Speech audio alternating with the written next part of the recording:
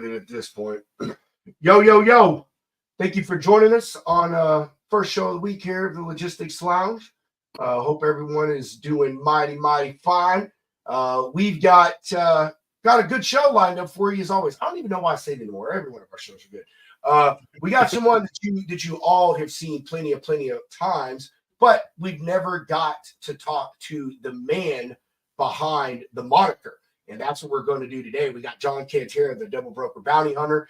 And in the news, a trucker just got $225,000 given back to them. Yeah, we'll talk about that. So everyone sit back, relax, pop a top, and enjoy the lounge.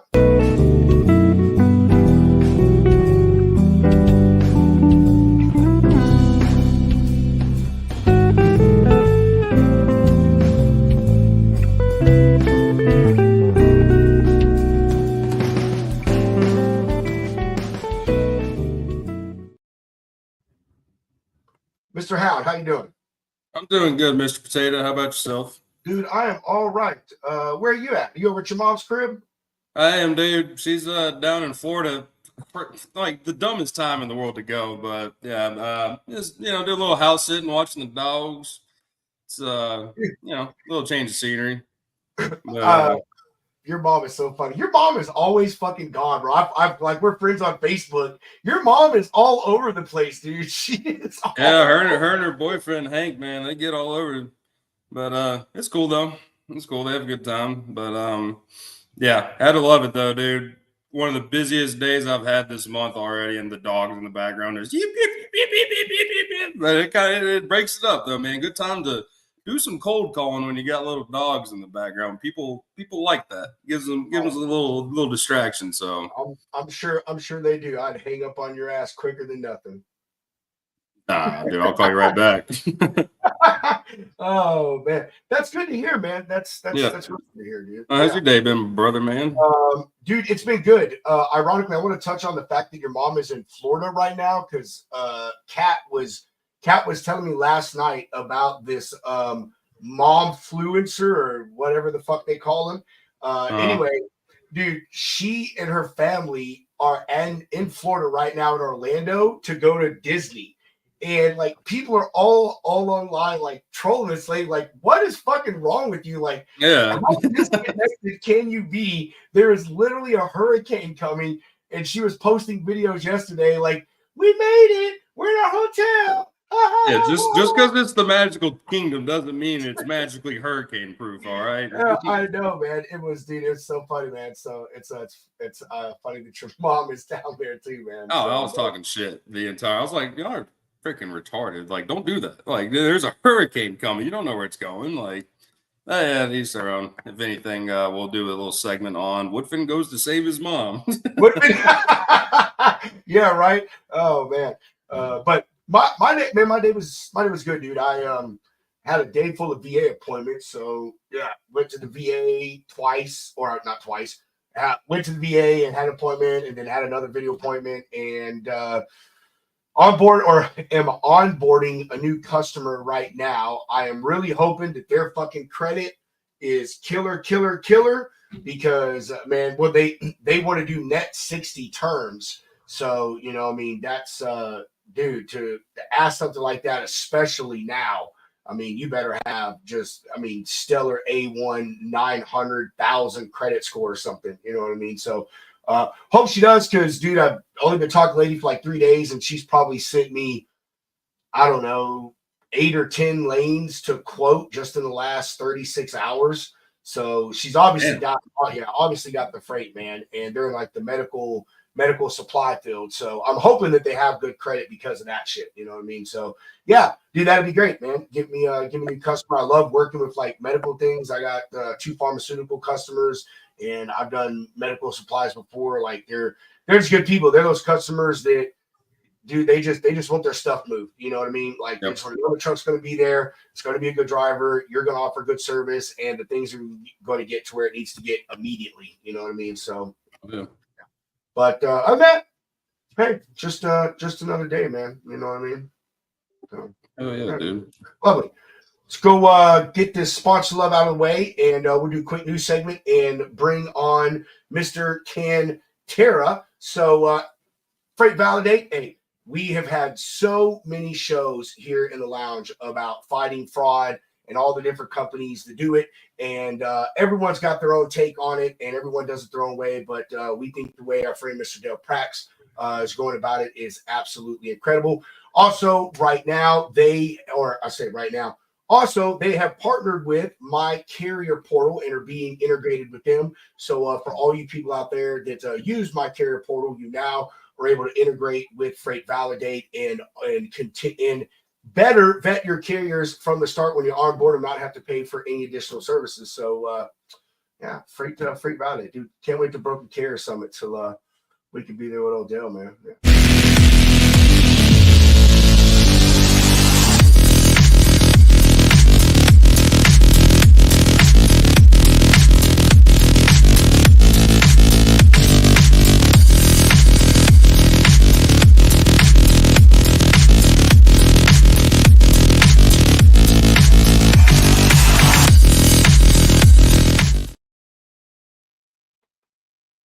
Lovely, lovely, lovely.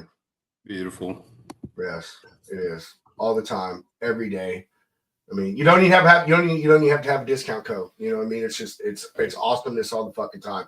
No secret password or nothing like that. You know what I mean? But yeah, just get this news done and get to John.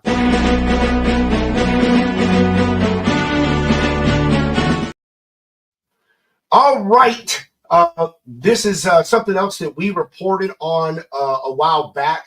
I'm not sure how long ago. It wasn't in 2020 when it happened, obviously, but I would say probably the last 6 months. So saw this and wanted to report on because this is absolutely a win. Yesterday, the Mississippi Court of Appeals sided with a truck driver after police seized a large amount of cash from his vehicle during a traffic stop in 2020. Officers suspected of him of drug trafficking, which is what led them to seizing the cash. The court ruled that the state must return the $225,000 in seized assets to California-based truck driver Ray Young Chung. This all started when Mr. Chung was pulled over on westbound I-20 in Brandon, Mississippi, more than 4 years ago for following too closely and doing 74 in a 70-mile-an-hour zone. During the traffic stop, police uncovered a duffel bag containing $225,000 in cash. The money was divided up into envelopes with $5,000 inside each. Police did not find any drugs or weapons inside the truck, but did seize the cash under Mississippi asset forfeiture laws, which permit police to obtain forfeiture property that they believe is being used in or is related to criminal activity. Fast forward to 2022 and a circuit court trial, Richland Police Chief Nick McClendon testified that Chung's use of paper logs was suspicious, during this time that we were in ELDs, and he pointed to prolonged stops in areas known for drug trafficking on Mr. Chung's logs. McClendon also told the court that I-20 between California and Georgia is a major drug trafficking corridor, particularly in the Atlanta area. Now, although this happened in Mississippi, why the Atlanta thing is important is because Mr. Chung was delivering a load to the outskirts of Atlanta. So they used him going to Atlanta as part of their basis in this. Chung told the court that the money was for truck repairs, and the circuit court ultimately ruled that police were justified in taking the money as part of the civil forfeiture action. However, the appeals court has sided, obviously, with Mr. Chung to explain that although he was using paper logs, it was because his GPS feature on his ELD was not functioning, and that there is nothing criminal about using a paper logbook as long as it is in accordance with the FMCSA rules, which he was. The appeal court also accepted Chung's explanation that he was not traveling to Atlanta, but was instead delivering car parts to West Point, Georgia, which was the address listed on the bill of lading, and that also backed up his statement. Also led backing up his statement that he wasn't going there. So, absolute great thing, man. I remember when we talked about this. I mean, this is just absolute bullshit to me. This they reach for this. Yeah, I get it. Safe assumption for Atlanta. Yeah, Like, man. come on, dude. I get it's a lot of money and how we had it divided up and so forth and so on. You know what I mean? But I mean, for them to say that they used him using paper logs and all this other stuff, I mean, that's just complete bullshit. So, great win for Mr. Chung. I mean, who knows how long it's actually going to take him to get his money back? He's been dealing with it for 4 years at this point. So, but hopefully they'll return it to him quickly, and the evidence just didn't go missing. I wonder how many drivers are going to go buy defunct ELDs now just so they can run paper. Dude, I mean, what happens all the time, man? Your ELD ELD goes out, and you switch to paper logs and stuff, dude. I mean, that in and of itself, none of the things to me, even all together, I mean, would say to me anything about drug. Yeah, that's a huge red flag. It's like, but hey, can you prove to us this is what you're about to do with this money? You know what I mean? Like, show us. It's not like you had a freaking trailer full of or something like that. Yeah. So but hey, agencies do make lots of money off of these type of things, man. These civil forfeiture deals, and they bust one for criminal activity. $225,000 is definitely a lot of money. So I can see they could have had their picture in the newspaper, dude. Yeah, exactly. Yes, yeah, right, yeah. And for busting a truck driver, those truck drivers, they're scumbags, man. They're all criminals. You know what I mean? We want to stick it to the old truck driver. Just completely stupid. But good for Mr. Chung. Yeah, that's what I say, man. Good for him. All right, man. You ready to bring on Mr. Cantera here? I guess we have to, but I guess we have to. Yeah, let's go ahead and do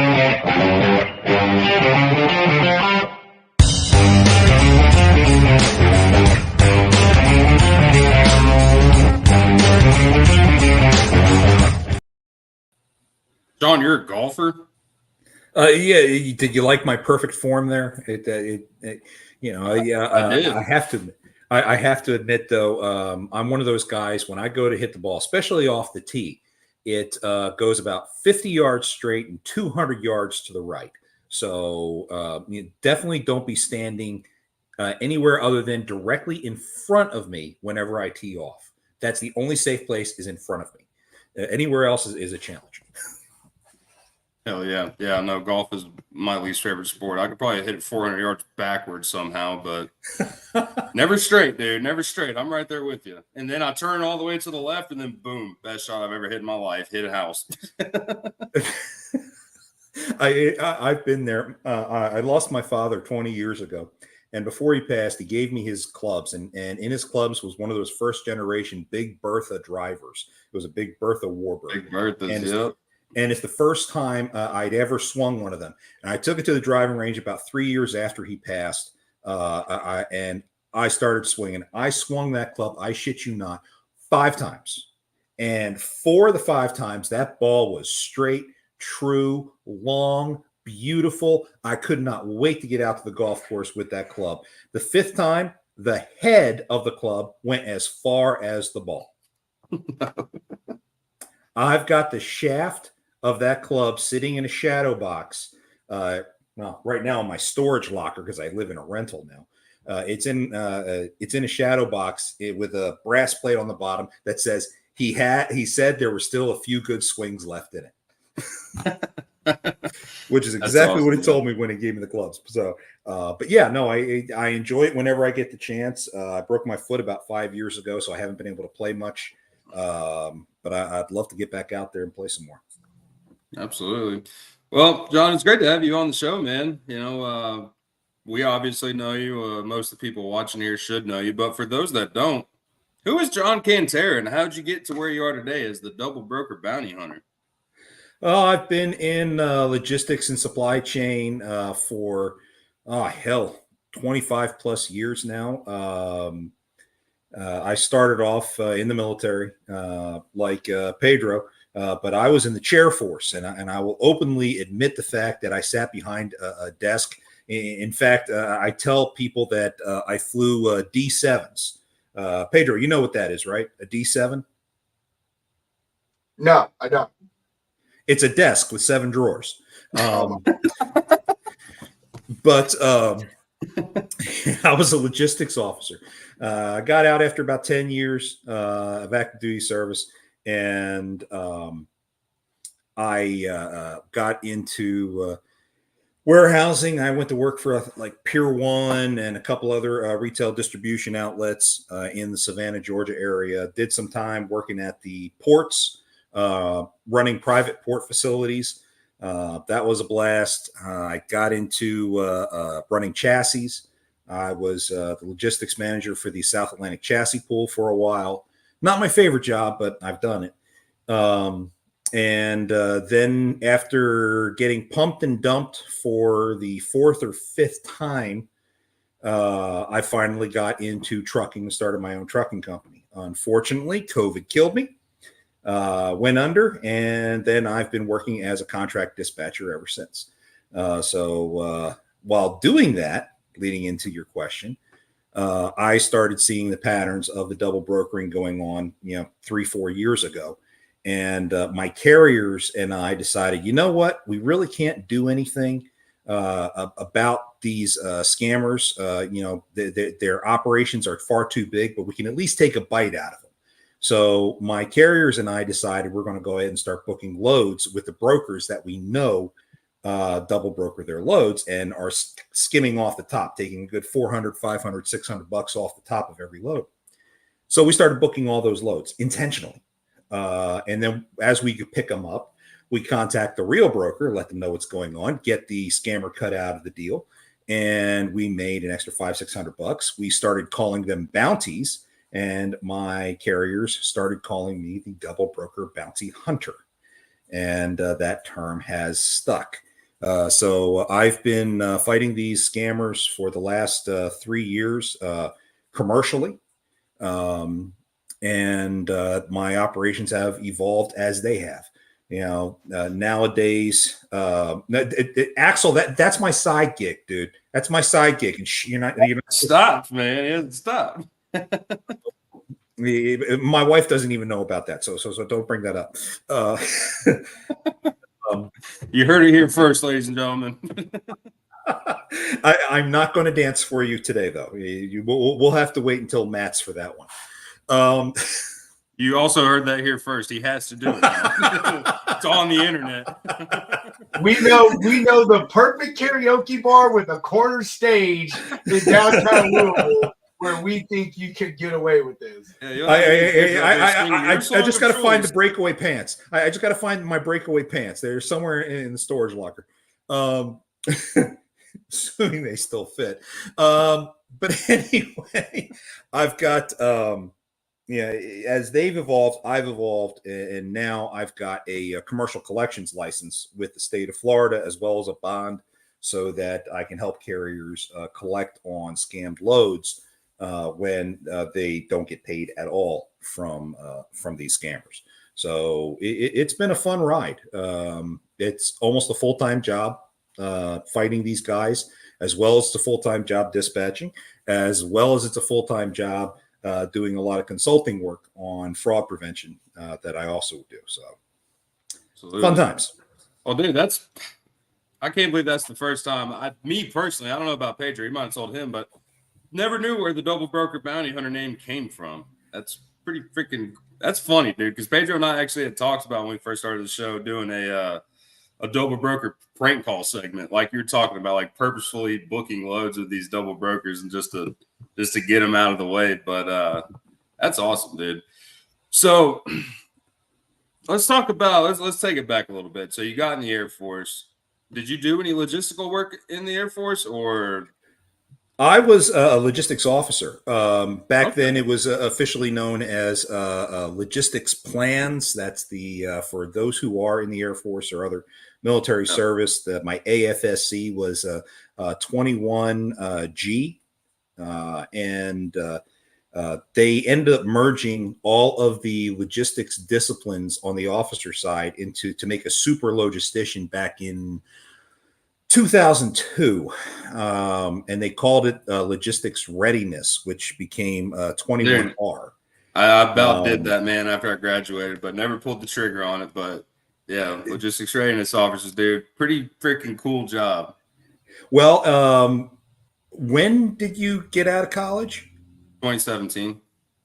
Okay, now you wouldn't have been one of my students then. I actually went to the schoolhouse and taught the course for it for 3 years. I helped actually write the course. What they originally did was they took the supply course, the logistics plans course, the fuels course, and the transportation course and merged them all together to create this 21-week-long monster. But there was so much redundancy in it. So when I got to the schoolhouse, and I think I was the 8th officer fully certified under the new field. When I got to the schoolhouse, one of my tasks was to redesign the entire course to get rid of all the excess stuff and modernize everything. And my team turned it into an 11-week course. And we ended up training about 1,000 in the 3 years I was there. We trained about 1,000 officers, both U.S. Air Force as well as foreign air forces.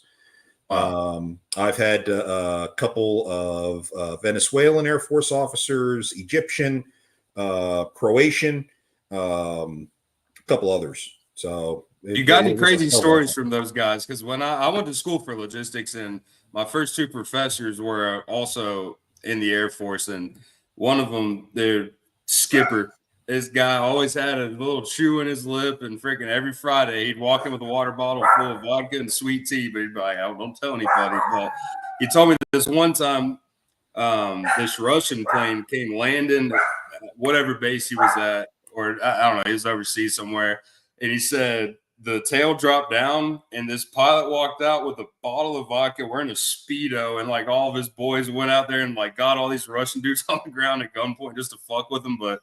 Dude, there's some wild shit that goes on. Like, I can't imagine international, like, military training on that scale. You know, usually the officers who came to our schoolhouse came out of the Defense Logistics, the Defense Language Institute there in San Antonio, Texas. And then they came over to our schoolhouse there at Lackland Air Force Base in San Antonio. That's where my dad was stationed for a while. He was Air Force for 10 years. I worked with the 345th Training Squadron. Good times. I actually really enjoyed that assignment. Teaching was one of my favorite assignments. My favorite story of those foreign officers was a Croatian major. So the guy outranked me. I was a captain. And I don't know if you had any experience with Europeans. A lot of them do not understand the concept of deodorant. It was so bad you could tell an hour later what side of the hallway the guy had walked on. When he got to my segment, there were 4 segments to the course. When he got to the segment I was teaching, which was contingency operations, every student in my classroom had one of those scent things that you might see like in someone's bathroom. Sitting on their desk in front of them. It was so bad. So I had to take this major out into the hallway, and I was like, "Sir, quick talk. We Americans, we're very vain people. Have you ever heard of deodorant?"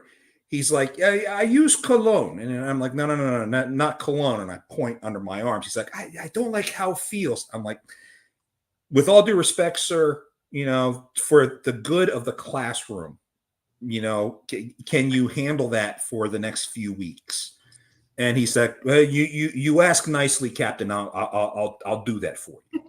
And my class gave me this awesome end of course gift because I cleaned up the classroom for them.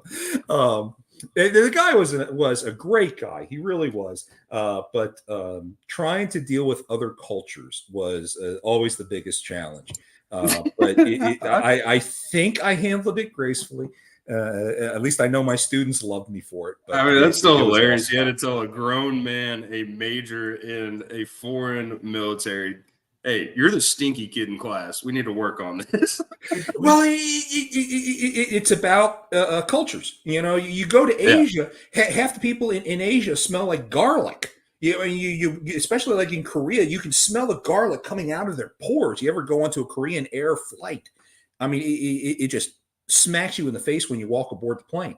You adapt to the culture that you're in, and that's one of the nice things about officers, because for the most part, officers are, at least they consider themselves professionals, more so than enlisted personnel. And they try to adapt to their surroundings for the better of where they're at. And I like to think I was the same way when I was in Korea. You adapt to how the Koreans did things. Trade the deodorant for a couple cloves, Hey, I'll take garlic over onions all day long. Ask my wife about that. Oh my God, when we were in Korea, our Korean counterparts took us out to dinner one night, and so we're doing what they call friendship shots, and I had 3 counterparts to me, and so each one of my guys poured me a shot of God, what the hell is that called? It's not sake. What the hell do they drink over there? I forget anyway. But it's a hard liquor. It's unregulated. Okay, not like in the U.S. where your whiskey is 60 proof or something like that. No. It could be 100 proof. It could be 5 proof. You don't know. And this shit knocked me on my ass. But we haven't had anything to eat yet. And the only thing that was at the table were green onions, some kimchi, and a couple other things. So I'm trying to eat something just to get it in my stomach, and then I started throwing it all up. And is it soju? It was bad. Soju, that's it. Thank you. Soju. Thank you. Soju is awesome. It is amazing stuff. But boy, it'll either kick your ass, or you think you're just drinking water. It all depends, because it's not regulated. But oh my God, I've never been so sick in my life. Never been so sick in my life. My wife caught me around 3 a.m. in our room. I came to, I don't even know how the hell I got back home. I came to, and she's sitting there spraying perfume over the bed.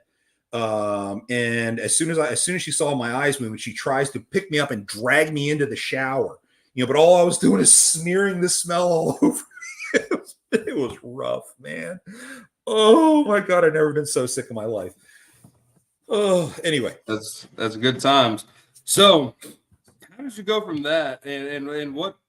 So you said you did retail logistics after the Air Force, correct? Yeah. I went to work for Pier 1. They had one of their major distribution centers was in Savannah, Georgia. I ran the shipping and receiving departments. Was there for probably a couple of years. At one point, I went to work for Caesar Stone. They do a lot of countertops, the fabricated stone countertops. They're based out of Israel. They built a plant in Georgia, and I was sent over there to run their logistics department. And I lasted there 3 months. Yeah, I think it was only 3 months, but I was the longest lasting logistics manager they had since the plant opened. So take that for what it's worth. They wanted me to increase output of the site by 200%. I increased it by 100%, but I told them I needed another shift. So I needed more people and resources to do it. And they said no. And I was like, well, I'm not going to be able to get you any more than 100%. I got them the 100%, but it wasn't enough. They fired me after 90 days. So the hell with them. That's pretty insane. We're not pushing enough freight, and then coming to today's times, we're like, we don't have enough freight. That's it's crazy. And the worst part is I was filling 15, 16 trailers a day with the stuff. I didn't have enough equipment to move stuff. The manufacturing side kept stealing my forklifts, kept stealing our cranes, all the other stuff that we were using to move freight, and manufacturing got all the resources. I couldn't get anything for the logistics group. And, they made me take the fall for it. Whatever. Was this not the time where you couldn't work with brokers or outside carriers at that time? And it was running the warehouse. I had to load the trucks. Oh, I had to get them loaded. How's that on you, man? You already got it up to 100%. That's Yeah, I mean, they were doing 4 a day. I got them up to 8 a day consistently. They wanted 16 a day, and it just couldn't happen. It not the way their setup was, and they wouldn't let me redesign it to make it more efficient. They wouldn't let me do anything. It drove me insane. And of course, eventually the plant closed. You ever talk to my wife? She's going to tell you that she's a witch, and anyone that I've ever worked for agrees. Because, anytime that I've gotten removed from a position forcefully, laid off or, Usually it's because they wanted to hire somebody else in at a cheaper price because I was fairly expensive. Right. Then something happened. Something very bad happened. I went to work for this one warehouse, helped them set up the warehouse in Savannah, designed their entire system, ran the place for over a year. Then they laid me off. And 2 weeks later, a tornado ripped the warehouse apart. Another place, same deal. I got laid off after 18 months, and their number one contract, it was a 3PL site. The number one contract canceled because I left. Okay, all right, stop right now. We're going to redo the agreement that we have with you, John, and we're going to put an anti-witch clause in that shit. like if anything happens to the lounge afterwards, some crazy shit, John Cantera's wife shall be named responsible. I'm not proud of TikTok, man. I'm literally setting up a brand new customer right now. Yeah, dude, shut up, Axel. That's what I'm doing, man. That customer I was talking about sent me over my setup packet. So, oh yeah. So, John, I want to know, man. So, I like Pedro is the only person I know that has gone from military as a truck driver and into civilian life. Seemed like that transition was pretty easy. Pedro had a great career as a truck driver, and then obviously moved on to the brokerage side. What was your experience like as an officer getting into civilian life, and what influenced your decision to get into managing, or being the guy? Well, I was, first off, I was an officer. So management was definitely, I wasn't looking for anything other than management when I got out. When I was in, one of the jobs that I had was as the fuels management officer over at Barksdale Air Force Base. In fact, that was the position I was in when the war started back in 2001. When I first took that job, and that's when all those logistics fields merged together. I went to my senior enlisted guy. I said, teach me how to drive these fuel trucks. And I always did something like that. I wanted to know what my guys had to deal with, what they went through. My job as a logistics planner was all office work. It was all planning. I never had to live with what they went through. But when I got the fuels, it was a whole different ballgame. So I wanted to learn how to drive the trucks. I wanted to learn how they operated. And it was, frankly, a lot of fun. I remember I commanded 140 guys. And we typically only worked 1 or 2 shifts. And about 120 of them were standing out on the tarmac the first time I climbed into the truck. And they wanted to see the captain drive, And I did fine. I did fine, but they definitely wanted to come out and make a show of it. But one of the reasons why I did that originally was because I wanted to see what my guys went through. I took one of my guys was getting yelled at all the time by this one particular aircraft. I'll never forget the tail number, Balls 52, 0052. It was a B-52. The crew chief, who was an E-4, was a lazy SOB, was violating procedures all the time, wasn't moving the generator card out of the way. There was a safety zone the fuel truck had to be in. You couldn't have any ignition sources within a certain distance, et cetera, et cetera. And this crew chief was ripping apart my airmen who were going over to fuel up. Well, I told my dispatch, the next time that aircraft calls for fuel, I'm taking it. So sure enough, I hear the speaker in the office go off. Captain Cantera, please come to dispatch. I go to dispatch. Hey, sir, Balls 52 this time. Okay. They hand me the clipboard. I go out to the truck and I take off my jacket, which has my rank on it. Okay. And I jump in the truck. I got this black t-shirt on, camo pants, and I drive out to the flight line. And I go to back up and I say, hey, dude, you got to move that generator out of the way so I can back in. And he's like, dude, you shut your effing mouth. You back that effing piece of crap up and you fuel me up. I'm on a tight schedule, you motherfucker. I mean, he went off on me. 1 second there. Put on my jacket with my captain's bars on it, and the guy must have shit himself.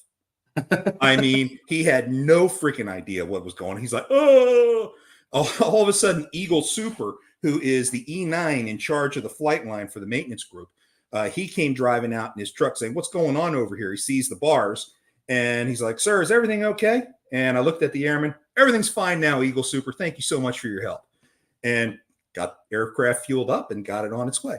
But I wanted to do that because I wanted to know what my guys went through, and I wanted to show them I'm there to take care of them. But it turned into a really funny story, so that's why I went through it. I love that was an amazing story. But my biggest takeaway from that I want to point out to people is that only in the fucking military do you get badass titles like Eagle Super. You will never work in a fucking brokerage.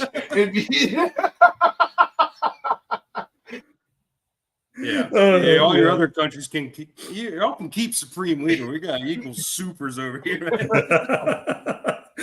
And that Eagle Super, let me tell you, man, that's one of the most powerful men on the entire base. Let me tell you, it didn't matter that I was an officer and he was the senior enlisted guy. And I think Pedro can attest to this.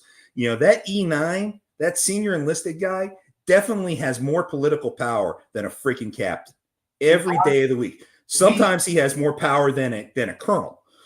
I served under, I mean, I didn't experience many E9s, but the E9 I served under was the legitimate badass of our entire brigade. And it was Command Sergeant Major Moss. And this dude, like, I think he joined the Army in like World War II and was a part of like some type of like anti-aging fucking thing that they had going on. This guy, this guy was in his 50s, and he used to have what he called the Sergeant Major run. And if you could beat him, it was just for our battalion, but it ended up being a whole brigade thing because it got to the point people were trying to find out if someone could beat this guy. But dude, he would smoke everyone in the entire brigade. You're talking 1,000+ fucking people. This dude's in his 50s. And I mean, dude, he ran like 7-minute miles. I mean, it's fucking crazy. But if you could beat him, you got a 4-day weekend, a coffee mug, and Sergeant Major took you out, you and your spouse out to dinner. Here's what I loved about Sergeant Major Moss, and I've said this before on the show, but dude, he was this old school black guy from Chicago, I think is where he was from. Bro, had a gold ass grill, dude. Again, mid-50s, I swear to God. And he called everybody baby. Everybody. It didn't matter if you were the battalion commander or if you were a private. It was, hey, baby, let me talk to you. And that's exactly how he talked. High pitch, but I'm telling you, nobody gave shit to Command Sergeant Major Moss. Nobody. When he talked, even the officers shut the fuck up. And this dude had been in the military like 39 years. I mean, like, dude, he had seen everything there was to see. Was an ex-Ranger. I mean, was a Ranger instructor. In the military, Hunter, on your sleeves, you have stripes that talk about your time in service and time in combat theater.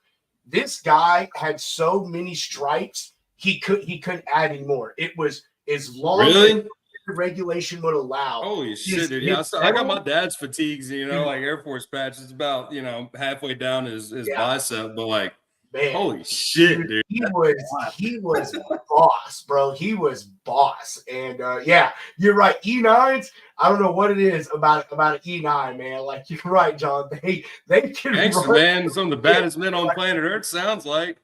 Bro, that's good though, dude. Like, you get to a point of power where it's like, I'm gonna wear a grill and call everybody baby. But I can still whip your ass in anything. An E9 is the equivalent of what a colonel would be. You know what I mean? You can't really technically say general, but I mean that's what a colonel would be, as an officer. So I mean, you're talking about someone with decades of time in service, and nothing against officers, but, a lot of officers are more on the strategic and the planning side. They're more on the officer, the leadership side. NCOs, man, they're the ones in the trenches and shit. You know what I mean? It is not uncommon to catch a senior enlisted, which would be an E8 or an E9, in the trenches with specialists and private and sergeants and stuff, doing stuff. So, yeah, man, there's something to be said about a fucking badass E9 in Hell yeah. the military.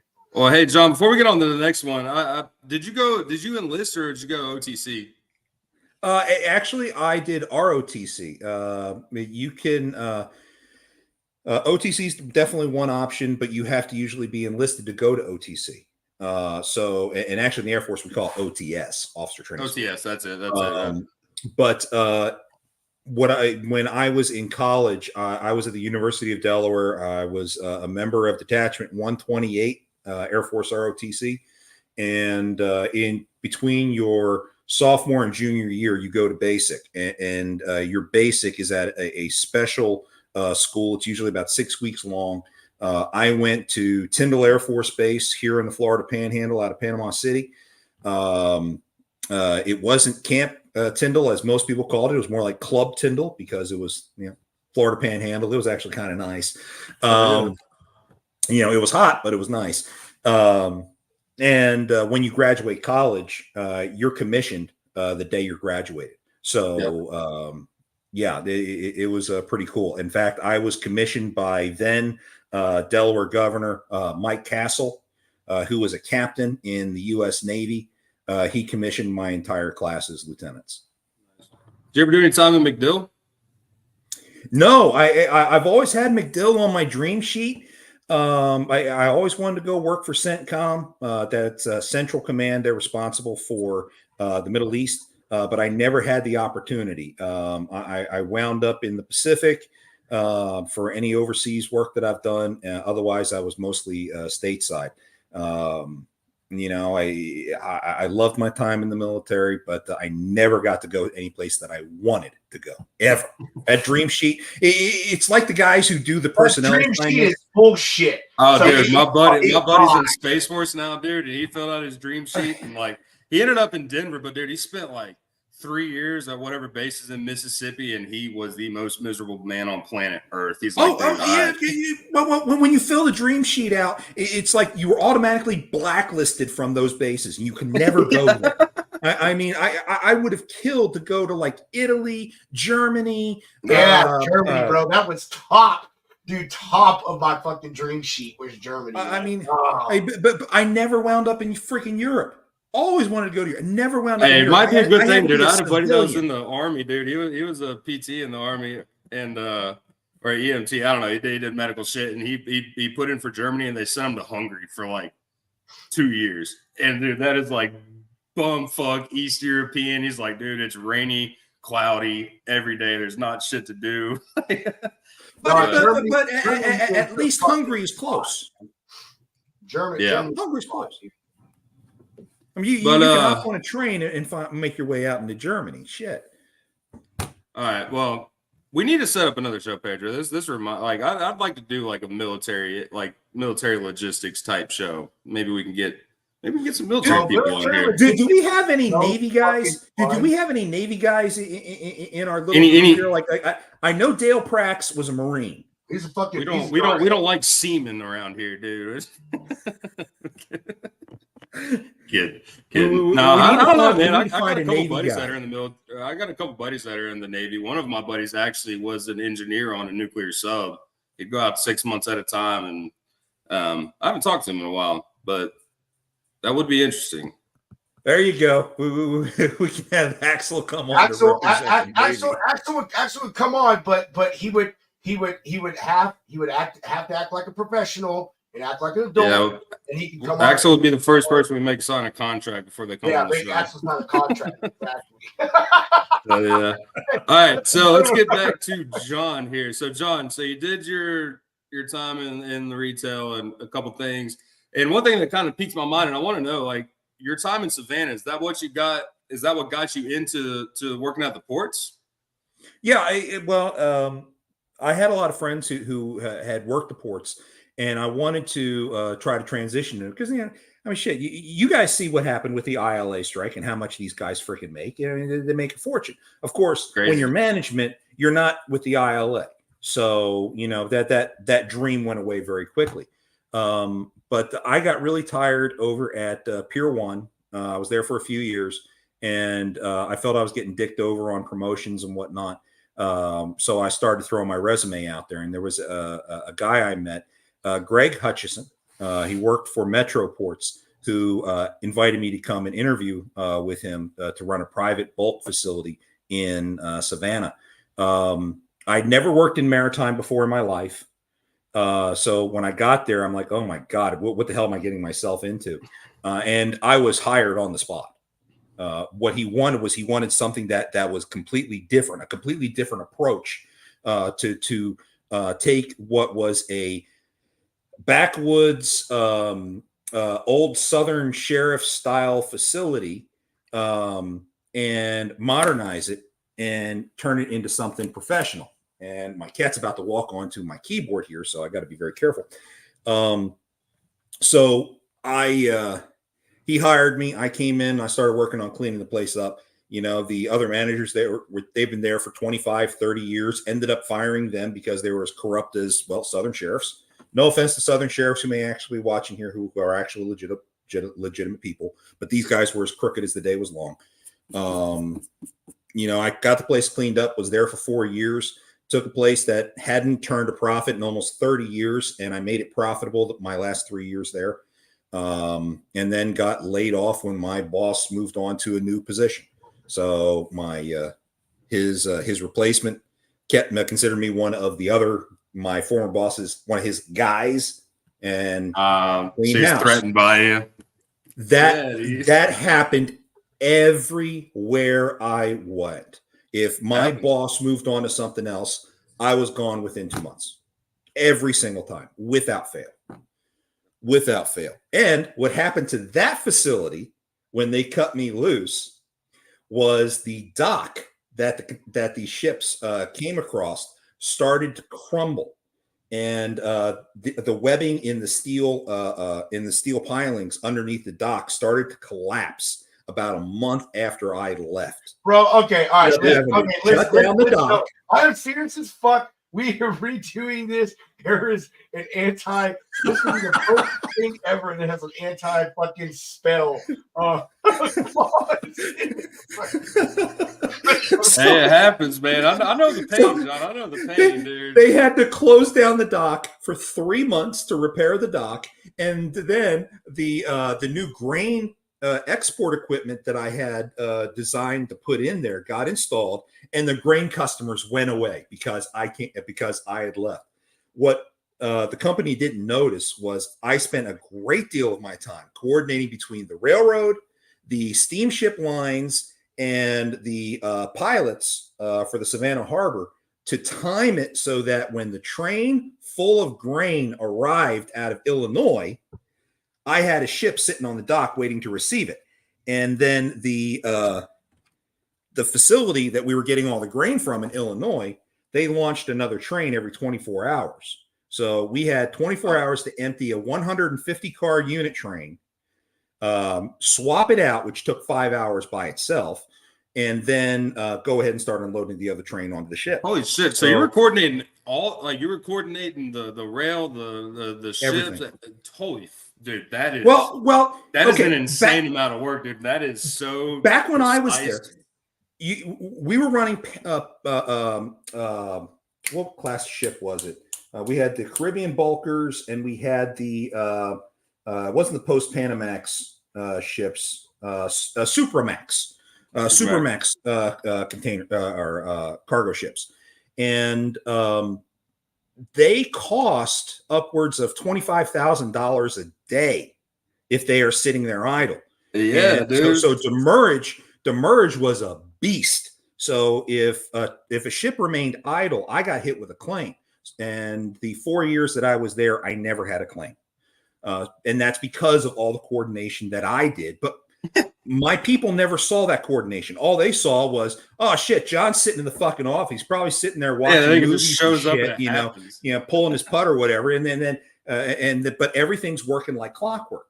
And then after I left, they tried to do their first ship right before the dock started to collapse, and they couldn't get their shit together to save their lives. That ship was there for 3 days before the first train arrived, and it was insane. It was How much did you say per diem was a day for a ship? 25 grand.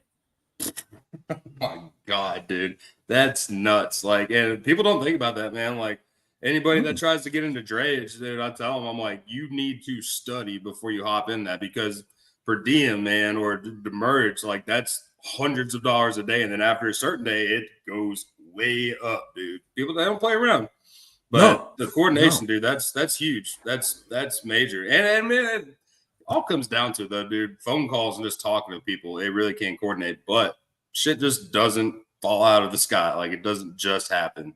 So No, kudos to you and on to your that, man. point, That's running those containers out of the container port there in Savannah was another huge pain in the tail. You had to understand the port system. You had to yep, understand how the trucks came in and out. You had to yep. hire a reliable carrier that had access in order to get your containers out in a timely manner. Man, Yep. I was tracking vessel schedules. I was tracking the ILA's progress and doing unloads. You know, we're talking about post Panamax class vessels. These ships had 3,000 some containers sitting on it. Yeah. You know, And what and year you was have this? 5 of them.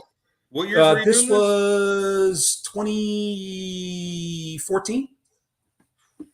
Yeah, dude, that was before a lot of the technology we have today, man. You know, you got like, what is it, marinetraffic.com. You can track vessels on there. And Oh yeah, no, I still pay for my marine traffic account. Dude, that's one of my favorite things, man. I show people that, like, back in the day when I was doing drayage heavy time, and they're like, well, what is that? And I was like, all right, just look at this website. And dude, it blew people's brains, like, crazy stuff. I tell people, I have people ask me all sorts of questions when it comes to supply chain, and people all of a sudden you think I'm just come from a trucking background, and then all of a sudden I'm talking about 3PLs and warehousing, and then all of a sudden I'm talking about port operations, and like, how the hell do you know all this crap? Well, I've done it all. You know, it's like one of the things I haven't talked about with you guys. I've owned another company in the past called CNC Maritime Services. We were a cargo inspection company at the port. And I didn't specifically inspect cargo very much, as I was responsible for refueling operations, you know, because these ships, they burn a ton of fuel. Okay. I mean, when they're cruising across the Pacific or across the Atlantic, they're burning, I shit you not, 100 metric tons a day of diesel. Okay. So, I mean, that's a ton of fuel. Well, 100 tons of fuel. So I would get hired to go and measure all the fuel tanks, and there were some 20 or 30 fuel tanks on a ship, measure all the fuel tanks to determine how much fuel was on board before they started fueling, measure the fuel tanks on the refueling barge that pulled up alongside, and then measure all the ship's tanks after they took on fuel to make sure that they got as much fuel as was contracted. And then whatever my measurements were, where it was how much the shippers, the people who owned the cargo ship, paid for the fuel. So, I mean, some of those refueling operations would last 24, 48 hours, depending on how much fuel they were taking. And we would refuel 2,000, 3,000, 4,000 metric tons of fuel at a time. Okay.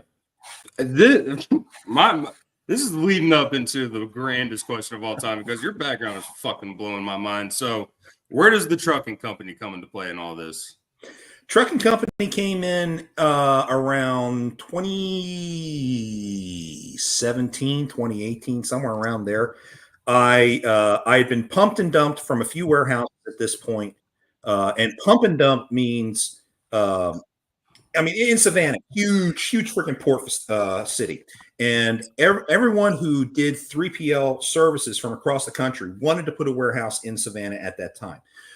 So they would recruit some of the top warehousing talent in town and to lead them away from where they're at, poach them at high dollars. I mean, I was making 6 figures building warehouses for people. I go into a warehouse, help them build the building from scratch. I mean, usually it's a dirt site when I'm first hired. Spend 3 months building the place. Then I get all the racking put in. I help them put in their warehouse management systems, set the inventory up, get the operation flowing properly, and get it fine-tuned. And once I get it fine-tuned, here comes the dump part. Once it's set up, then they get rid of me, hire some college kid who just graduated at half my pay, to run it to just maintain what I did. So that's the dump. I got pumped and dumped. I want to say 6 times in the 13, 14 years I was in Savannah. And the last time, a good friend of mine who owns outsourced logistics out of Valdosta, Georgia, his name's Lee Smith. He said, "Hey, John, you need to get into final mile." So I got a couple box trucks and got into final mile, and that worked out fairly well for me at the start. Then COVID hit. I started renting additional trucks going over the road to try to help out with some of that.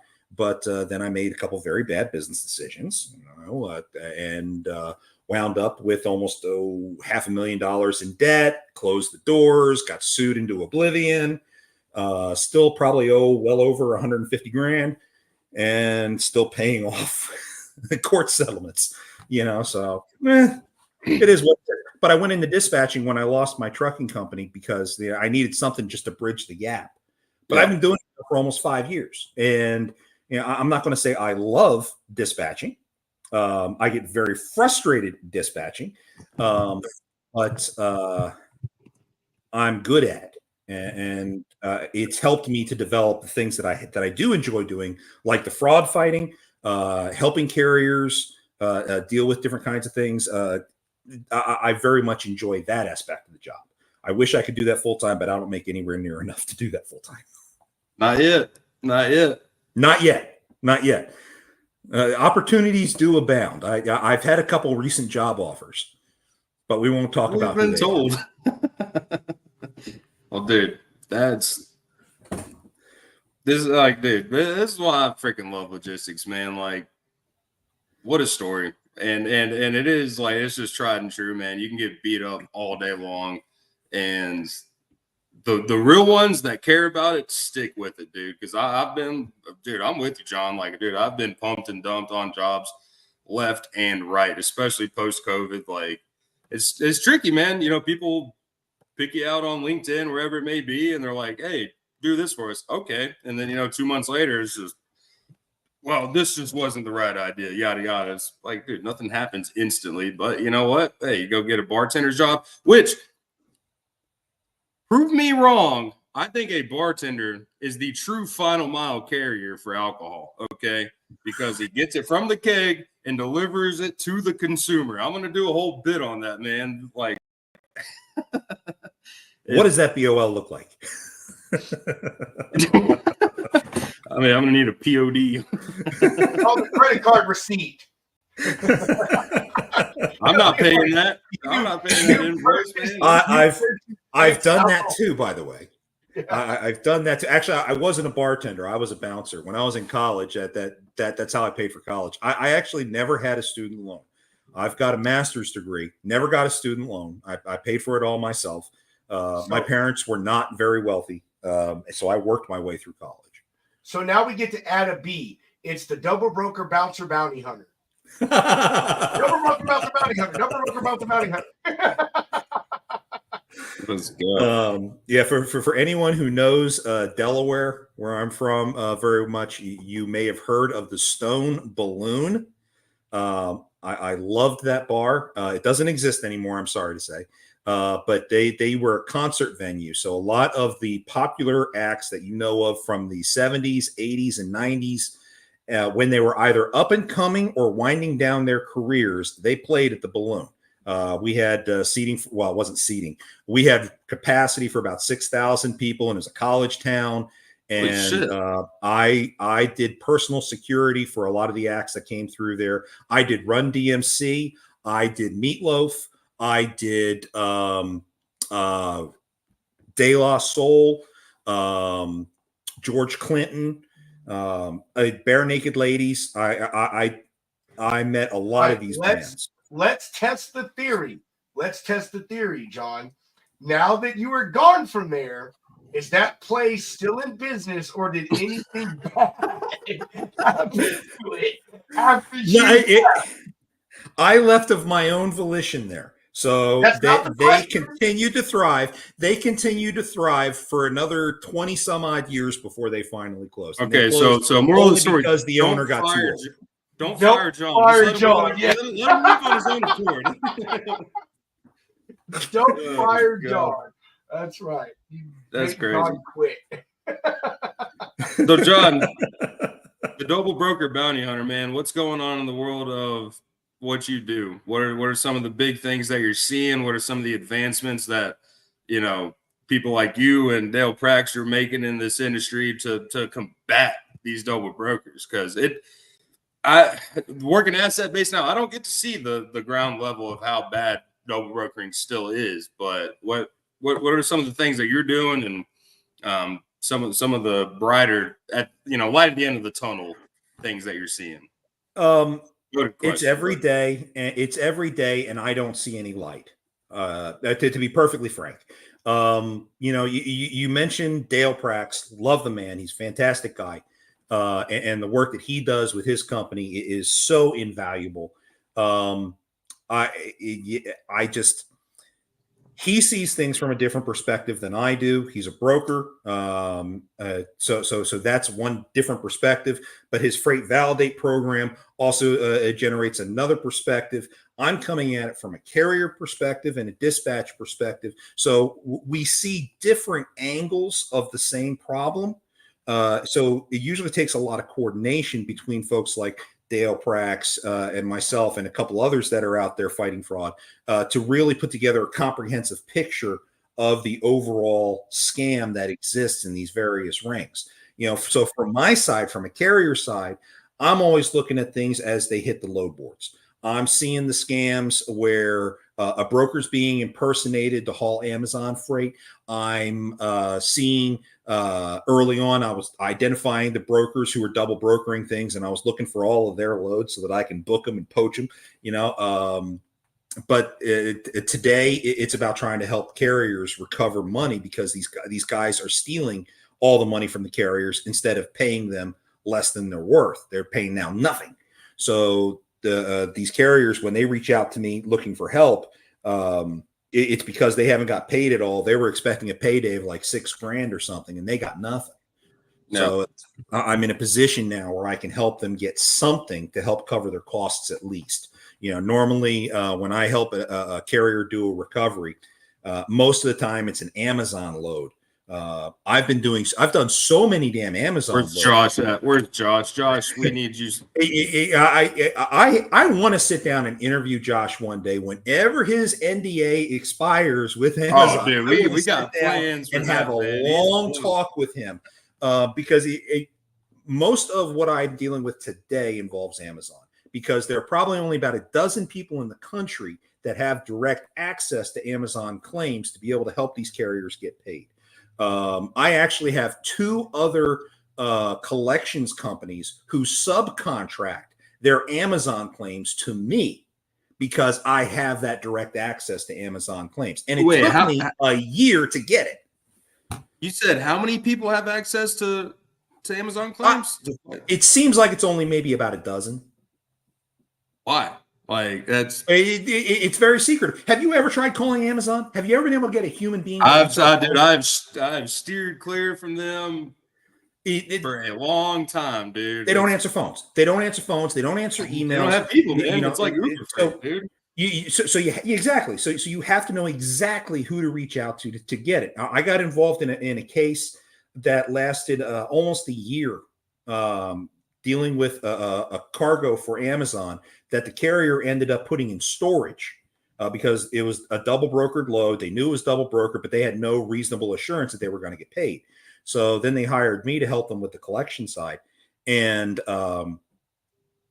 I went round and round with Amazon's attorneys for months and months and months on different proposals until we finally settled. But once we finally settled, then I got the direct email that I needed to be able to file claims. And once I got that email, nothing. As soon as I get a claim from a carrier, I process the claim. I put it in the format that Amazon wants. I email it in. 3 days later, I get the acceptance or denial from Amazon. And if it's an acceptance, I get a PO number a day later. I can process an invoice a day after that. And 21 days later, I got the money for the carrier. What's that email? Claims@amazon.com? Nope. I wish it was that simple. Oh my God, do I wish it was that simple? But I'm also under an agreement to not disclose that. Dang it. I was going for it. We'll get it out of Josh one of these Yeah, days. yeah, no, good luck. I'm So- not sure he knows it. What advice do you give these carriers that you talk to are like out there, man? Like, is there a way to cover your ass with Amazon? Because that seems pretty freaking insane that Amazon can get double brokered. Like, that's It starts first with there are two phases to any of these Amazon scams. First phase is getting an access to an Amazon account. The scammer has to get their hands on an Amazon Relay account. The way they do it today is they are buying MCs to get access to their Amazon accounts. And there's plenty of guys getting out of the business these days. And when they're being told, hey, we'll give you 20 grand for your MC number, but you have to give us your credentials for your Amazon account. You have to give us credentials for your email. You have to give us your DOT PIN number and all that stuff. I mean, they want everything. Well, if you're ready to walk out of the business and someone's ready to hand you 20 grand for you to go ahead and sell out and start over, it's attractive to a lot of people.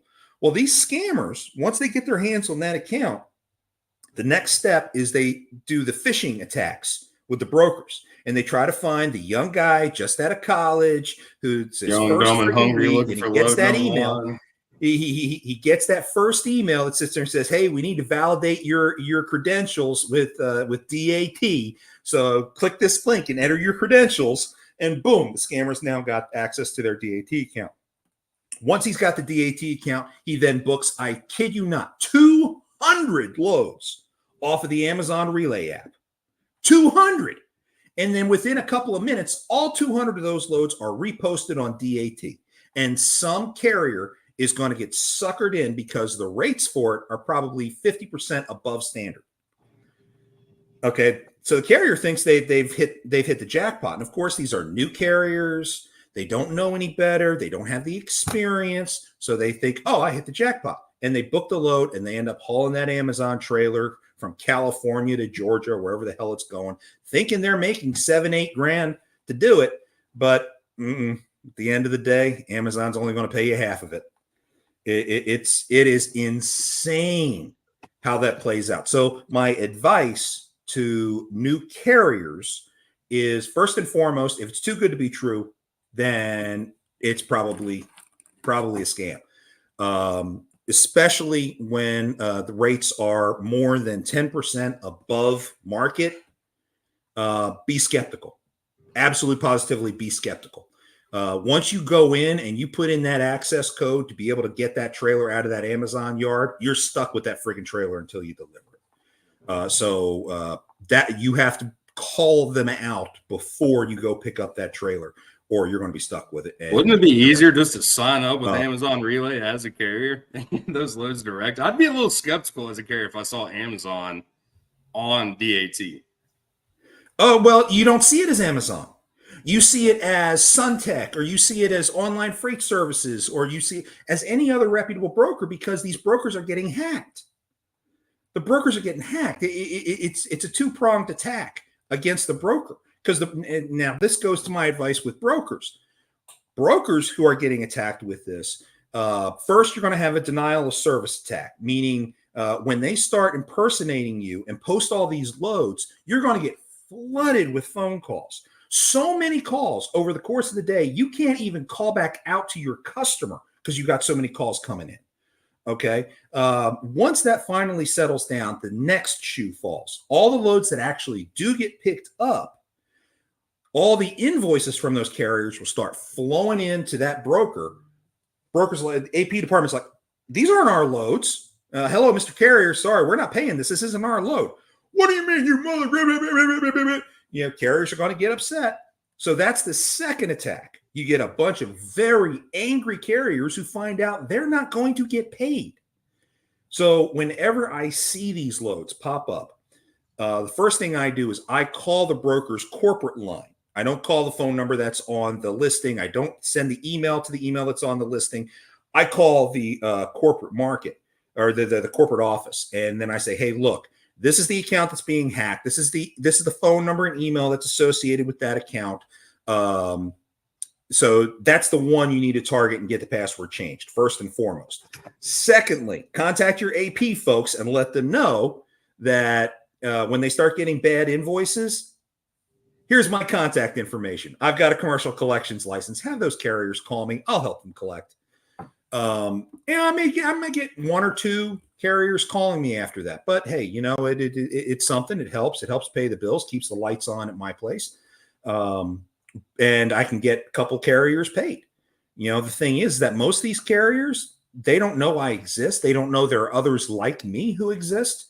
And they say, oh, shit, man, I got screwed over. Well, lesson learned. And they just walk away and accept the fact that they lost. You don't have to do that, carriers.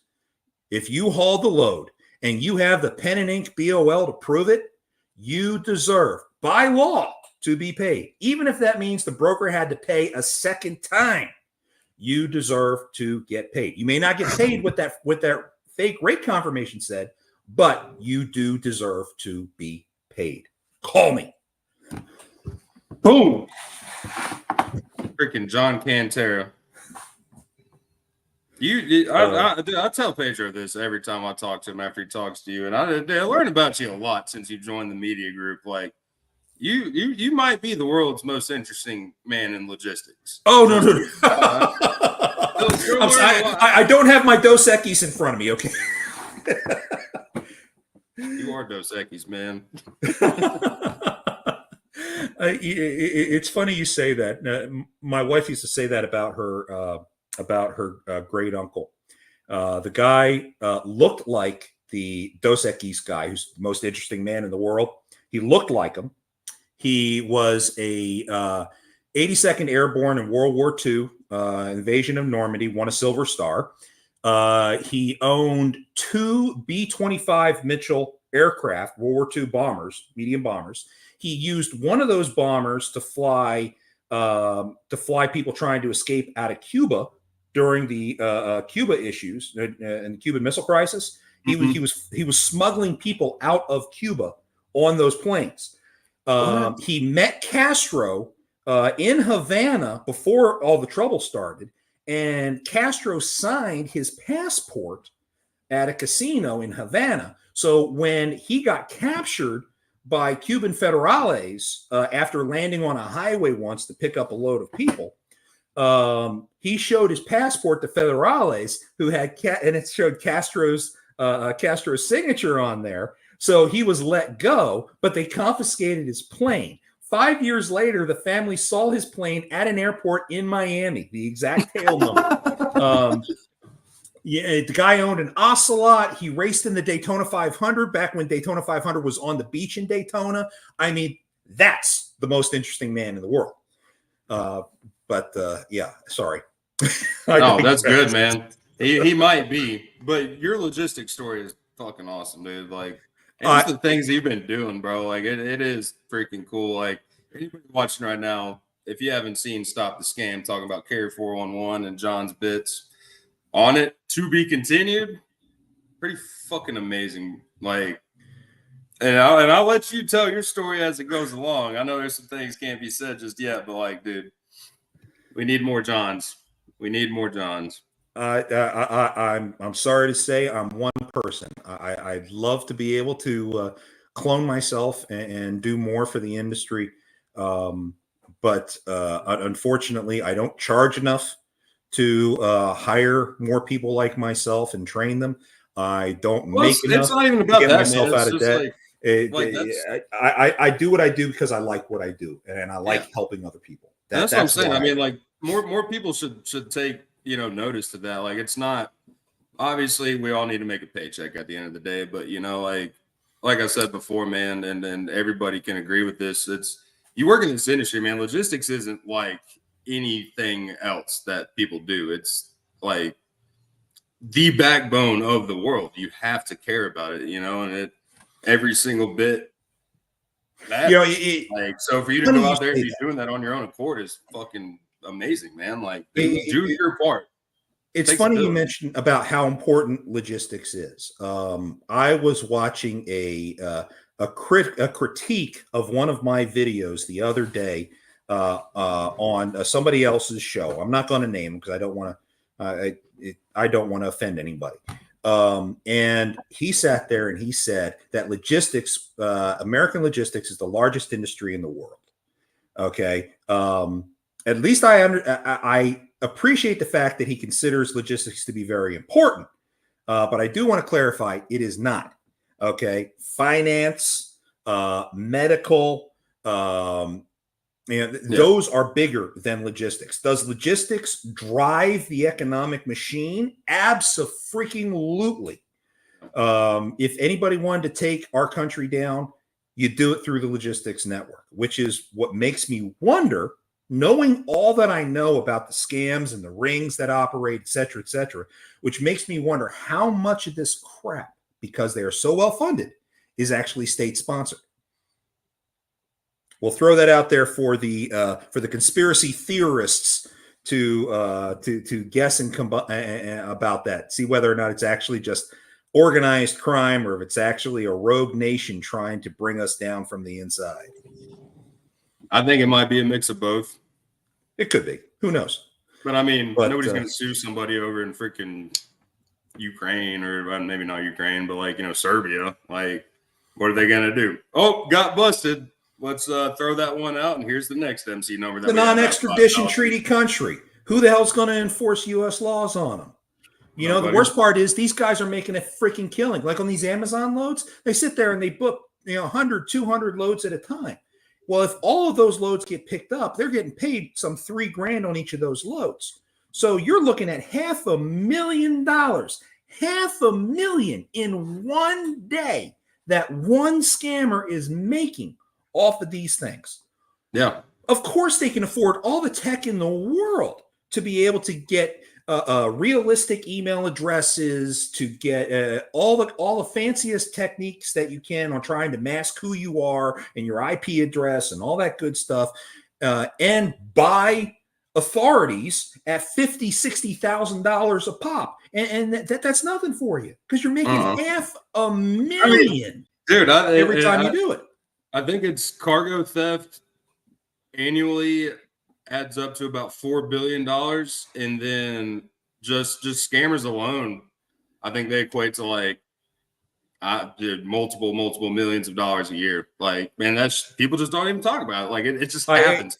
But to actual think the economic cost, a lot of organized crimes, man. Like, look at the rail systems, like Memphis, Chicago, like people working on the inside, knowing exactly when those containers of Jordan's TVs, like whatever it may be, are going to be there sitting at a certain spot. And you know what? That's why we're finding, 100,000 square foot warehouses stacked to the tops with all these stolen goods. And it's Americans. But then, we're not only fighting on the inside, we're fighting on these people overseas, man. And I do agree with you. And don't get me wrong, some of these overseas guys are here. They've got agents here. Whether they're Americans, they're paying off or whatever, they got agents here. Don't make any mistake about that. I was working a freight card case a couple of weeks ago. Truck got stolen, and it had $100,000 of TVs inside.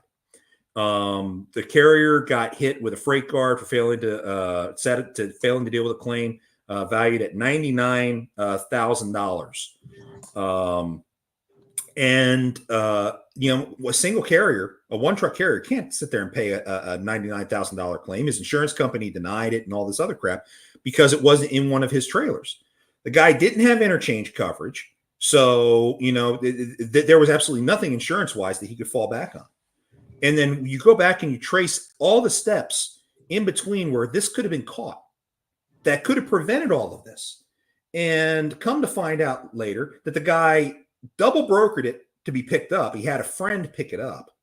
Okay. And that friend parked the trailer for the weekend somewhere in Dallas, where their friend's yard was. And the friend stole the fucking truck.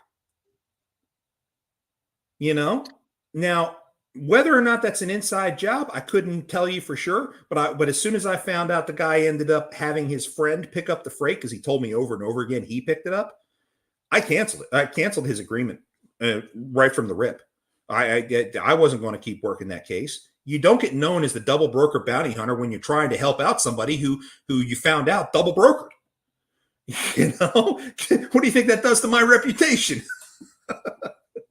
That's when we send them to the other guys, and they can pay a lump sum of a lot to have that done for them. I hope they don't accept that, but damn. Well, hey, you know what? Money talks and bullshit walks, and that is the world we live in. You know, there are some people with scruples, and for those who are out there with scruples, I salute you. Thank you so much for the work that you do. But there are so many more who don't have scruples and will do whatever they can just to make a dollar. And to those people, get out. Please just stop bothering the rest of us. I just want to say scruples is an awesome word. I've never heard that before, and I'm going to start using that. You've never heard scruples. And how old are you now? I'm 30. Is that a generational thing, Pedro? I don't know, man. I like new words, dude. I've been telling Pedro I need to order this shit tonight. I'm gonna start carrying around a pocket thesaurus and a dictionary just to fucking get bigger words in the system. But well, maybe scruples would be in a thesaurus. I don't know. That seems more kind of like a slang term, but I don't know. Maybe it does. Maybe it is in a thesaurus. Who knows? Oh, I'm sure good it word. Good word. I like the word. I'm sure it is. You know, look, for me, it's all about integrity. And that was ingrained in me early on. My father was an NCO in the Air Force. He was all about integrity. He was like, no matter what, when it's all said and done and you're on your deathbed, your integrity is the only thing you take with you. Yeah. And I live and die by that. And has it shot me in the face? Yes, more times than I can count, because there are enough slimy, backstabbing bastards out there who will run me over because I'm going to take the high road and I'm going to do it the right way. And they're going to cheap out, beat me out on a contract because they can do it cheaper because they're cutting corners. But at the end of the day, you better believe the customer's going to come back to me because I'm going to do it the right way. And that cheap ass son of a bitch is going to cost them even more money to fix whatever they screw the hell up. And that's one of the issues we've got in this industry right now. You know, you got guys taking super cheap freight because they don't have valid driver's license, they don't have valid insurance, and they're running illegally as hell. So they don't have all the overhead that a real carrier with all the right stuff, you know, and I'm sure Dale can attest to this, you know, someone who would be validated by his company. They don't have all of that. So they're able to operate more cheaply. That's one of the reasons why rates are lower today, I think. Now, granted, that's opinion, guys. That's not fact. That is opinion. But drives me nuts. I can't stand bastards who are trying to undercut everybody. You should talk to Sage about this sometime. I think it'd be an interesting conversation, but that's just my opinion as well. Pedro, you got anything? Yeah, we should fucking do like a debate between you and Sage. That's actually a good idea, dude. It would be fun. Fucking great idea. Do it on Monday at Stop the Scam. Yeah. That would be awesome, bro. That should be great. Just an idea. Just an idea. Oh my gosh. You guys are incorrigible. You really are. We're brothers, dude. We're brothers. Yeah. Back in the days of our llama farm in Vietnam to now. I'm actually 45, if you didn't know. You look it. You look it. You know, I sit here and I look at all the things going on in the world, not just here, but going on in the world, and it amazes me how many times we're being made fun of by others in the world. I'm going to give you a case in point. When was Cortez and his conquistadors going off through the Caribbean? What was it? 15th century, 16th century? 15th century, mid 1500s, something like that, probably. So they named the Yucatan Peninsula because the Mesoamericans who were there at the time, the natives who were there at the time, kept saying Yucatan to the conquistadors who were there. So they named it the Yucatan. Okay. And we've only found out in studying the language about 5 years ago that Yucatan actually means we don't know what you're saying. No, bro. That is the literal translation. No. Listen. What it was is they were ahead of their time and they were trying to start the first tanning franchise, and they were trying to tell them, listen, You can tan. You can tan. You know what I mean? Like, just hang out on the beach, yo. Dang.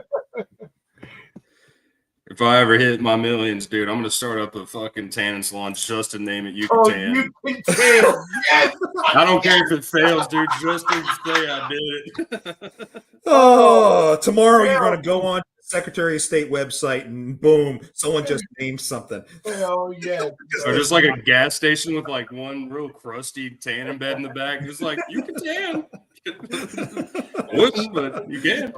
Awesome. You know, I have to say, I love the logistics industry.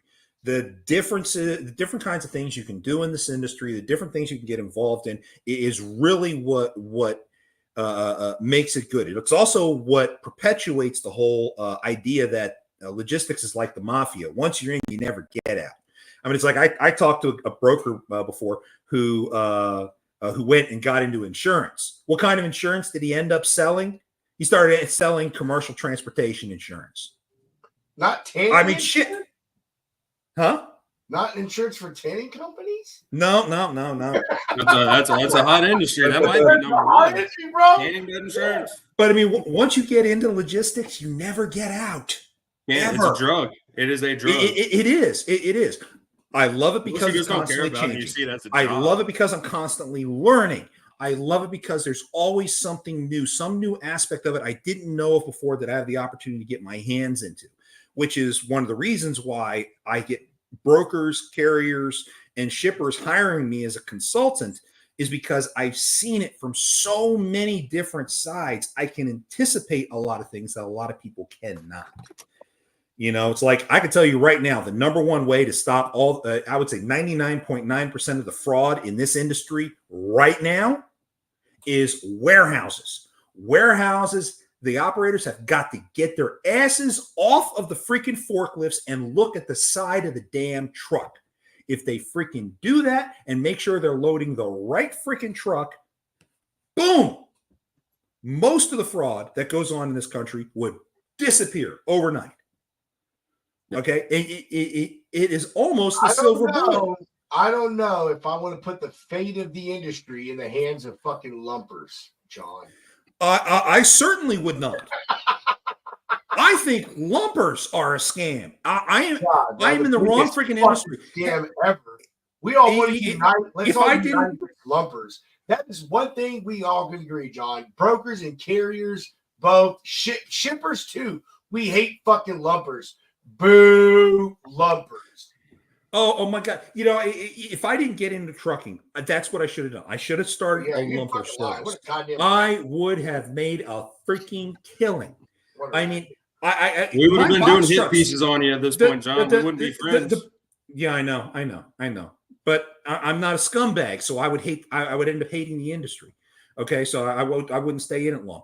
But I don't know how many times my box trucks that I dispatch, they're paying $300-400 a time when they go to some place that has a fucking lumper. Let me tell you about how dumb for a box truck. Let me tell you about how dumb lumpers are. So I have a load that I run, and that it goes to Unfi, Unfi, whatever. I call it fucking Amazon. That's what it is. It's goddamn Amazon. Let's be realistic. Dude, so we go there twice a week. One time it's one pallet, and the next time it's two pallets. For one pallet, it's $55. For two pallets, what do you think it is, John? It's not astronomical, I'm just saying, but for two pallets, what do you think it is? $150? $162. So why the fuck is it that I add a pallet and it costs me 3 times as much to unload that one versus the other one? And they don't break it down because it's all the same product. So you can't give me that old Walmart bullshit of your whole tie-high system and separating. It's all the same stuff. Yeah, 55 for one and 162, I think, is what it is. I'll have to look for two of them. It's fucking ridiculous. And I've had a carrier had to pay $300 for a lumper, and the carrier unloaded his own freaking truck because it was a box truck.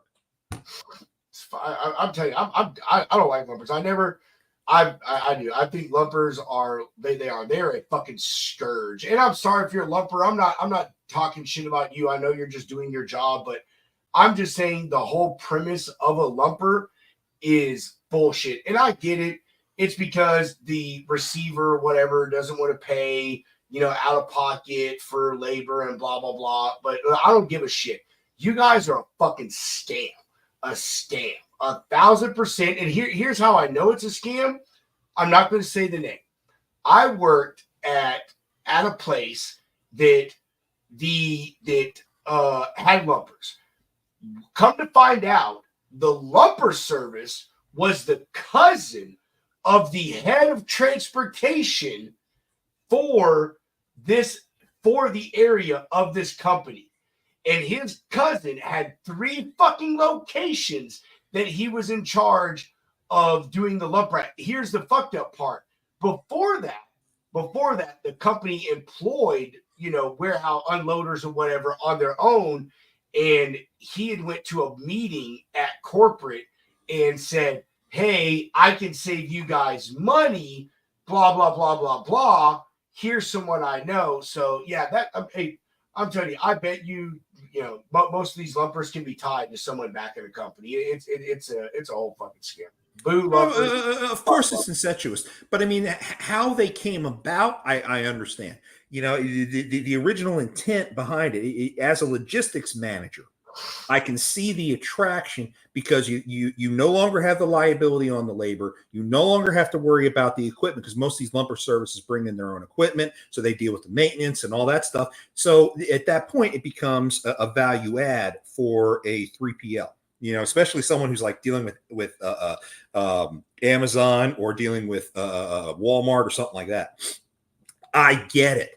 The problem is that these lumper services have overvalued themselves by so much, because I'm sure they're paying a fortune in workers' comp and equipment maintenance. I'm sure they're paying a fortune for that. So you got to cover those costs, but I'm sure they're making so much of that as profit. I'm sure that at least 50-60% of that is profit.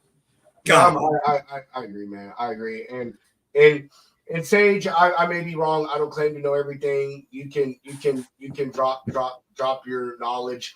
I mean, I'm sure there may be other reasons, but I'm telling you, anyone from a business standpoint would agree that but hiring a contractor is cheaper than having employees, regardless of what it is, whether it be truck drivers or lumpers. You having a contractor that you ain't got to pay taxes on and all this other workman's comp and all these other insurance on, it does reduce costs. I'm not saying that's the sole reason, just saying that is the most prevalent reason. And as someone who has been in the shipper position and has dealt with lumpers, that was the reason that I was given. And again, from being a driver and getting the inside information. But I don't claim to know everything. You can't ever know everything. They've evolved. And I'm sure different places have different reasons, and I'm sure there are plenty of places where nepotism has driven a lot of these costs and profits. I'm sure of it. Yeah. Whether or not that's everywhere, I doubt it, but I'm sure most carriers out there know of at least one story where they've paid a fortune to unload just a small amount of freight. I think the most ever paid when I was a driver was, maybe $500 or $600, something like that. It wasn't nothing crazy astronomical, but in a sense you figure that it is astronomical. You know what I mean? Dude, here's my whole thing with lumpers. Here's my thing with lumpers. Why the fuck am I paying you to unload your own shit? Simple, plain. I would give no other reason. That is it. Why am I paying you to take your own shit off my truck? I don't fucking want it on here. I want it off. So why am I paying you to receive your own stuff? Honestly, it would make more sense for me to pay you to load this shit than to unload it. Like, I'm not the one that ordered this stuff. My customer didn't order this. You ordered this shit. And that's the thing. Lumpers are always at receivers, bro. It's always at the place that ordered the fucking goods. You know what I mean? Like that, and I think that makes it worse. It's just like another kick in the balls. You know what I mean? It's like, again, like I said, I didn't order this from you. Why the fuck am I paying you to unload your own shit? You know what I mean? I don't know. Maybe there's another reason. Maybe it's a way for these companies to make some of their money back. I don't know. But yeah, I think it Food breaks down to lumpers. insurance, man, liability. Food lumpers, down with lumpers. Lumpers suck. We should unionize lumpers. Oh God, let's fucking not. Then you'd pay $8,000 to unload a fucking truck. I'm serious. Oh God, they would strike. They would strike. We need $7,800 to unload this truck. It's only 2 pallets. That's my price. I know what I'm worth. Okay, buddy. You were flipping burgers in McDonald's last week, motherfucker. I don't know about all that. I love people that just overvalue themselves. I mean, I'm not talking about the dot workers. I'm just talking period. I wasn't a dig. So Hunter, what is that? That's a Chihuahua mix? Nah, man, I believe he's a rat terrier. You can view him. He's just my guy. This is Nacho. He's a stone cold luchador. Retired though, but he's done his time in the ring. Oh man. No, I got 2 Chihuahuas. Oh, no, not a Chihuahua. Whoa. Lucky enough. I don't know. I adopted him and his sister. Maybe she's out there barking Those are like Hunter's escape artists. That's what they are. Dude, when I first got them, when they hit like a year old, they would dig out daily. Like our neighbor over there, almost every single week would send us a picture of him just holding Nacho. Like, hey, I got your dog. My former CCO, Chief Canine Officer, was a Pomeranian, and he was named Max, and he dug out of the yard every damn chance he got. I had to walk him out into the yard. Otherwise, I was in trouble. I don't believe. Yeah, they still dig out every now and then, but they know where home is. They know. Hashtag no small dogs. Hey, he's not a small dog. Well, get Matt Leffler out here so he can plug his medium dogs business. I prefer the small dog. Should be at minimum like 60 pounds minimum. Hey, I prefer small dogs. I prefer the small dogs only because I grew up with big dogs. I had 2 St. Bernards in our house, and every Christmas or during the winter. Now, I'm from the Mid-Atlantic, so we actually had a winter there. We would put brandy kegs around their necks, and we'd fill them. Okay, so at the Christmas party when the whole family came over, you had Yukon or Klondike walking around, and everyone's topping off their drink with some brandy, right out of the brandy keg. My mother had a daycare in the house. She was a licensed daycare provider, and we used to have these long sleds. And when it snowed outside, they would pull the kids up and down the street on the sleds. Oh, that's cool. but having big dogs growing up, I much prefer having small dogs. Well, I mean, I say that. I mean, you can't have big dogs in every situation. Like someone lives in a park. I don't know. I grew up with big dogs. And we had a big dog, like for our family. We had a Rottweiler, but we put her down. And to answer Axel's question, now we have 2 cats. My son has a cat, and my wife and I share a cat. It's not my cat; it's her fucking cat. Like they only come to me when they want food. But I'm a dog guy. I love big dogs. The bigger, the fucking better, bro. Sure. If you can't run with the big dogs, stay off the porch, huh?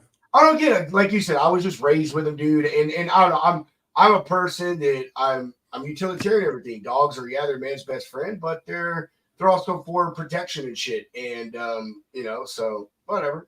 Teach his own. I love dogs. Well, hey, my 5-pound Chihuahua is definitely a protection company. It's definitely protection because anyone come anywhere near my house, vicious, it's an alarm. It lets me know someone's there, and I've got my rifle about 5 feet away from me.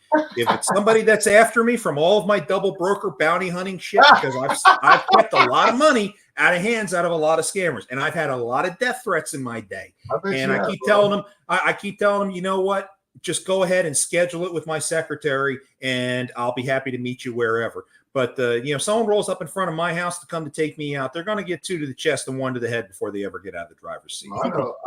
That's right. But let's be real here too. Unless you train those dogs, man, big dogs are just as vicious as little dogs. They're just going to bark, and then someone breaks in and they're going to lick your hand. Dude, Oh, yeah, Rottweiler, Yukon would lick you to death. we They lick changed. you and slobber you to death. We trained You got any food? We trained our Rottweiler not to bark when someone rang the doorbell or knocked on the door, because we got her because I was a driver at the time and I was gone. And even though we have firearms in the house, like still, I wanted a large dog. And dude, I say my wife trained her not to bark, man. And so when he opened the door, all you saw was my wife holding the collar of this 105-pound fucking beast. And yeah, dude, we didn't have beware dog signs or none of that stuff. Like we're I don't know, we're those people like I'd rather watch the show of you getting eaten by my 105-pound dog than let you know not to come around because I have a 105-pound dog. My Chihuahuas. I don't know if you guys have seen the guy out there. I don't know his name. He's out there on YouTube. Does all these dog imitation videos and of all these different. Yes. Oh, he is fucking hilarious, bro. I mean, my favorite one is when he talks about Chihuahuas and the mailman's walking up and he's running out of his house like Braveheart, acting like a Chihuahua, going after the mailman, and you see the tombstone for the mailman in the front yard after. Bro, that guy is hilarious. He cracks me up so much. What you're talking about. He is fucking funny. Well, let's wind it on down, fellers. Yeah, wind it on down. That's what I'm saying. Pedro, what's going on, brother? Any exiting comments, questions, concerns? Nothing at all. Thank you, everybody, for watching. And no show tomorrow. We're just going to keep repeating that so everybody gets used to it. We went a year with doing 3 days a week. No show tomorrow. Tony Justice, truck driver turned country music musician, on the show Friday. We're going to do a little Freestyle Friday style vibe. I don't know, whatever. With that, so y'all come and join us. Other than that, John, thanks, bro. I love you, man. Like, we knew everything about you. Just thought it was kind of time with you being part of the group now, and to have you come on and talk about yourself. Can I do a couple quick plugs? Oh God. Yeah, just let us know where to send the invoice. Yeah. Thank you, and screw you. Just want to make sure it's that those who are watching my Carrier 411 reports from last week, I did start a email address for people to send feedback. Send that to carrier411.feedback@gmail.com. One of the nice things about being part of this group is I can control that little ticker when I want. I just saw that, and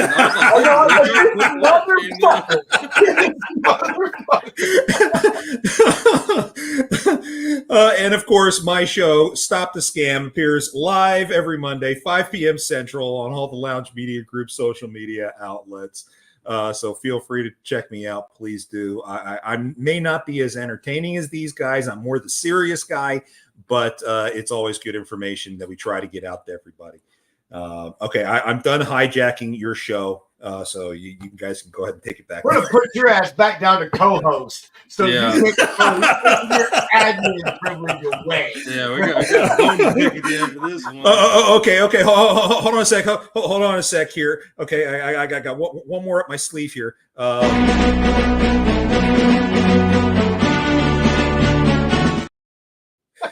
Cantera is now the new CEO of the Lounge Media Group. We got tricks too, buddy. We got tricks too. Oh my God. So much fun, guys. It was a pleasure being here. It was great talking to you guys like this. I'm glad we had the chance to do this. Yeah, John, absolutely, man. Appreciate what you do, man. And I learned a lot about you today. You got a hell of a background, brother. So Thanks. Glad to have you on board with us, and glad to see what the future holds for you and us as a team. No doubt. Hey, teamwork all the way, guys. Teamwork all the way. Makes the dream work. But one thing Pedro did forget to plug is that we will be on Road Dog Radio Network tomorrow, XM channel. I forget what the channel is, but we'll be on at 11 p.m. Central until 146. Channel 146. We'll be on from 11 to 12 Central Time, and I do believe that we might be staying on a little bit longer. So if you have XM, be sure to tune in.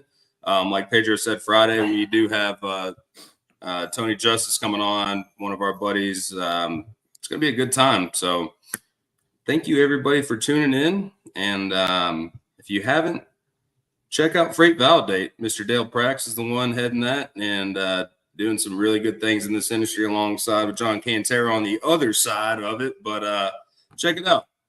Don't like Pedro said before, we don't have any no promo codes, nothing. It is just a good service to use. So Freight Validate.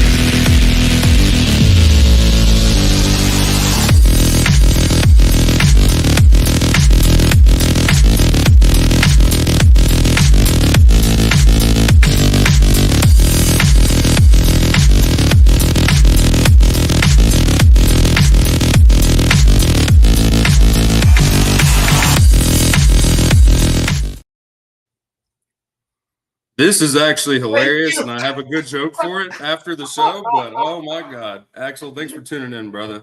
Oh, man, I was just about to say, please pull up that last comment, bro. That shit was so funny, bro. Fucking Axel. Yeah. Him and Sage are fucking little nut bags, man. Well, Pedro, what do you always say, man? Hey, man, chunk them fucking deuces. Yeah, Mr. Howd, roll that beautiful bean footage. Let's go.